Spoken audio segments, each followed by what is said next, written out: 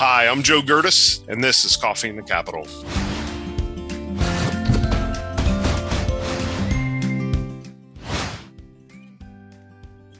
Our guest today is Representative Pam Snyder, representing the 50th Legislative District. Representative Snyder is also the Deputy Whip of the Democratic Caucus. Representative, thank you for joining us today. It's a pleasure, Joe. I'm happy to be here with you. Well, thank you.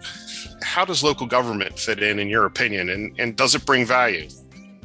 Oh, absolutely. Local government plays an integral role in our government process.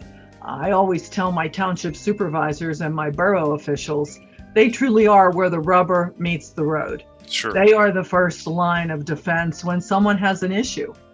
The beautiful thing about, I think, my career in regard to my public service is having served on all different layers of government, the federal, the state, the county, it makes my job and my staff's job a lot easier, because when people call here, usually they call my office when they have nowhere else to turn. Sure.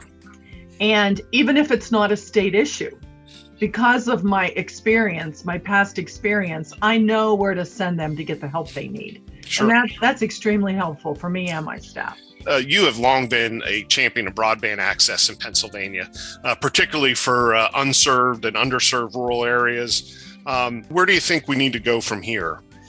Well, Joe, I've been championing this cause for at least 5 years now. And I wish I could tell you that we are at the point where, we're not going to have to talk about that anymore. But unfortunately, we're not. Right. The pandemic has really shown folks how important having broadband access is. Like you said, whether it's our farmers who must be connected in order to truly compete, right.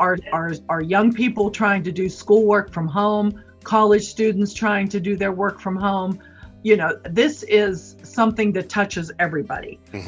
During the pandemic, when senior citizens were afraid to go to their doctor's office for something that wasn't COVID related, for fear of getting COVID, they couldn't have telemedicine if they couldn't connect. So this is something that, Senator Kristen Phillips-Hill and I have been working on for many years. The good thing about the pandemic is it did shine the spotlight on it and make people realize how important this is. I have introduced a bill to have $500 million from the American Rescue Plan money go toward broadband. And I think it's critical, even as this infrastructure bill comes down now from the federal government, it is critical that we ensure that these dollars are used for unserved and underserved areas.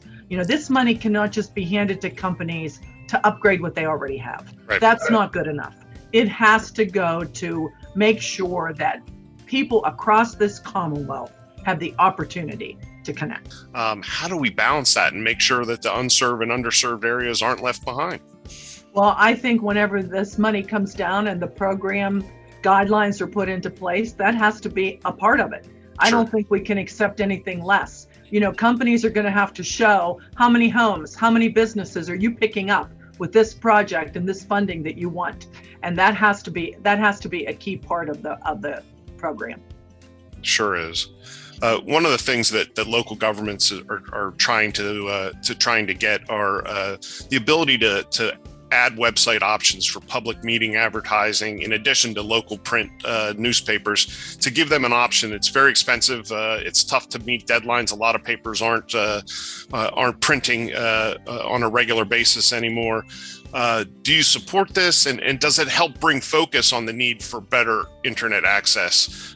No, I agree. I think it's important for local governments to have that option. It is expensive to advertise in the newspapers, but by the same token, we know newspapers are struggling right now. I do still want people to get their news from newsworthy entities. Sure. And the local governments being able to do that online. My concern, though, Joe, is what about the folks that can't get online? From the prior question you just asked me. Sure. If they don't have access to the internet, they're still not going to be able to see that agenda. They're still not going to know when those meetings are. So I think right now, trying to do a hybrid kind of transition, that they can do both, in the hopes that when we get everybody connected, Maybe the local governments then, can just do it online and not have to advertise in the newspapers, because it is costly. Sure. And I don't really know how many people that still get the print paper, read those notices. I do support helping the local governments cut costs because their budgets are tight. My district is 644 square miles. I have a ton of municipalities and boroughs, and Sure. they struggle. A lot of the smaller ones really struggle with their budgets. So anything we can do to help them and help them make their tax dollars go a little farther, I think is a good thing. Understood. Many people feel very strongly that funding the state police by drawing from the motor license fund should be stopped, and this money should be kept solely for roads and bridge repairs. Should state police funding be paid from the state general fund or by local government user fees? How do we fund the state police in Commonwealth? Well, I think we as state elected officials have an obligation to find a way to fund our state police. Let's be real. Without our state police, our communities would be in dire trouble. They do an incredible job. They do an incredible job. The problem is for them too. They're struggling to get cadets. They struggle financially. And here again, I can tell you in my rural district, it's hard. It's hard for the state police to be able to be everywhere because there aren't enough of them. Right. So, do I think the local municipalities have to play a role in this too? I do. I don't want to see local municipalities be overburdened with the costs of a police force, but I've seen in my district communities coming together and maybe forming a regional one, even if it's just on a part-time basis. We have to keep our communities safe. We want our tax dollars to be utilized the most efficient way we can. Sure. But we also have to recognize if we are relying solely on the state police, they can only do so much too. So this is one of those issues where I truly think it has to be a collective solution. Everybody should be at the table so that we can find a compromise. Should we be using the motor license fund? That's a tough question because here again, we have transportation issues in this Commonwealth. We have a lot of roads and a lot of bridges. Back when Governor Corbett was in office and the transportation bill and the infamous gas tax passed, I voted no, Joe, because I wasn't going to put that burden on my constituents. But by the same token, I have to recognize we have to find a way to fund our transportation. Sure.